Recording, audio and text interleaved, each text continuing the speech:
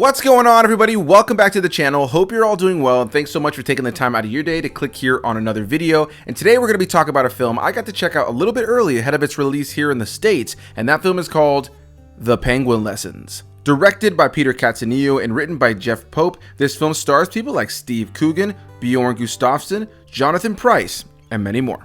And before we get too far into this video, if you guys are a fan of early reviews like this, as well as retrospective reviews, live streams, and the occasional vlog, then you guys are in the right place, and I'd like to ask you to consider subscribing. But if you're a returning viewer, well, thanks so much for taking the time out of your day, once again, to click on another video. And today we're going to be talking about a film that's based on a true story, and there's actually a book that was written by the actual guy who this story is about, Tom Michel, by the same name, The Penguin Lessons, and stars Steve Coogan in that main lead role. So before we get into my thoughts on the film, let's get into what this movie is all about. The Penguin Lessons takes us back to 1976 Argentina, just shy of a coup that's going to be happening in Argentina at this time, as an English teacher known as Tom Michel is coming over to St. George's. It's a college that he's going to come and work at and start, of course, teaching English. And over the course of the film, we get to know that he has a bit of a checkered past. He's not the happiest man in the world. He doesn't really take his job all that seriously. And after this coup actually does end up happening, there's some bombings going on in the area, and the school is shut down for a short window of time. He decides to take a short trip over to Uruguay, where he ends up meeting a woman that he's trying to impress, and amidst this ends up seeing that there's a penguin that was brushed up onto shore that's covered in oil. And so in an effort to try to impress this woman, he cleans up and rescues this penguin, only to ultimately be left with this penguin that is now bonded to him and does not want to leave his side. Anytime he tries to get rid of the penguin by releasing it into the wild or even trying to get into a zoo, he just finds that he's become more and more bonded with this penguin, and the two end up building an unlikely friendship. He has to keep this penguin under wraps for a majority of the film because it's not allowed to be in the school, but over the course of time, as he starts to reveal it to various students and faculty over the course of the film, he finds that this penguin not only opened his heart up, but also opened up the hearts of various individuals that are in this school, and most notably allowed him to actually kind of have a new approach to teaching his students, who were very rambunctious at the beginning of the film, but find themselves far more connected to the professor and this penguin once the penguin is introduced into the classroom. And that's the base gist of the film, and based on the true story. I read a little bit about it right after having seen the film to see how close it is, and since it is based on a book that's actually written by the man himself, I think it's, pretty accurate for the most part. Now, going into this film, I only knew that it was based on a true story and that there was a penguin at the center of it. I had no idea what this film was about outside of that, and I felt like it was going to be a nice, heart-tugging, warm film. And in a lot of ways, that's what you get here with The Penguin Lessons. There is a nice story of a fairly hardened man who finds himself kind of forced to now take care of a penguin that he does not want to care for, ultimately to find it kind of being something that his heart needed. We learn over the course of the film that he does have some darkness in his past, most notably around his daughter. I won't say too much about that, of course, so you can go in and discover the film as you watch it yourself.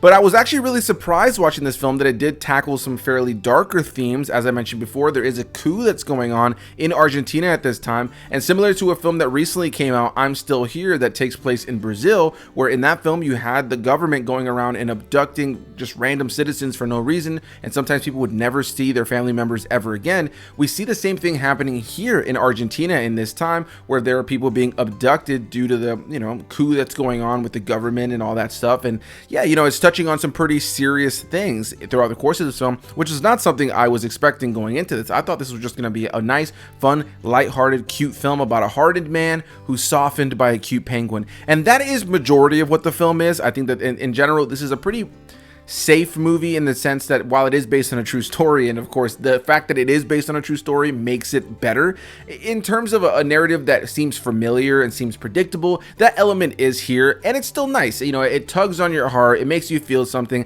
I think even if this story has been done many times before, of again like a hardened main character, somebody who's a little bit more jaded, somebody who's a little bit more cynical, who just finds their heart opening to some cute creature or a young child. And, we've seen that done many times before, and for the most part, I think it's just as effective here as it has been in many other things. But I will say that I was surprised to see that there was all these different elements to the film, and I struggled with the balance of this film at times, because while I did think it was a very cute film that has a nice message at the center of it and has a very unique and interesting real life story that you're able to make a movie of here, I ultimately found that I didn't really know know what the tone of the film was at times. There were moments in the film that felt like it was serious and dark. There were moments in the film that felt like it was light and silly. There was moments where it felt like it was supposed to be emotional, and then there was other times where it felt like it was almost meant to be more comedic.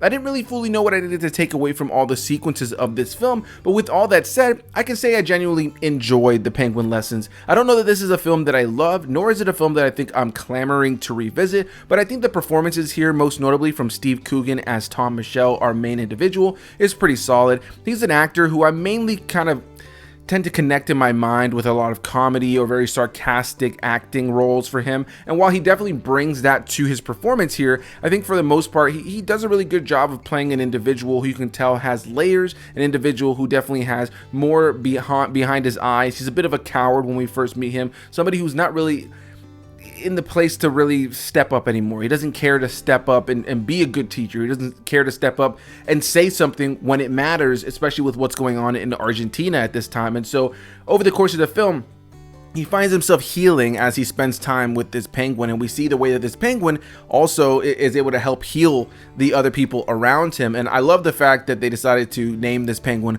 Juan Salvador. What a fantastic name for a cute little penguin. The penguin was very cute, and that dynamic between the two of them and the way it healed this hardened soul was easily my favorite part of the film. But I did struggle with the other parts of things, especially dealing with the coup and abduction. There is specifically a character that we deal with in the film that is abducted, and I feel like at times the film was trying to say things with that backdrop that is of course a very serious subject matter, but it didn't really feel like it got enough focus to really feel like a very natural, cohesive piece of the story. At times it felt like it was something that was tacked on, and I'm sure it was a part of the true story, but I think that this film didn't necessarily always give it the showcase or the spotlight that it needed in order to really feel like it was integrated into the narrative with this man and a penguin in the same way. Sometimes it made it feel like there was a bit of a tonal imbalance, and so that was something I struggled with in this film at various points. However, I did enjoy the performances for the most part. Like I said before, I think Steve Coogan gives a great performance as our main character here, and I think the little penguin is a little good actor here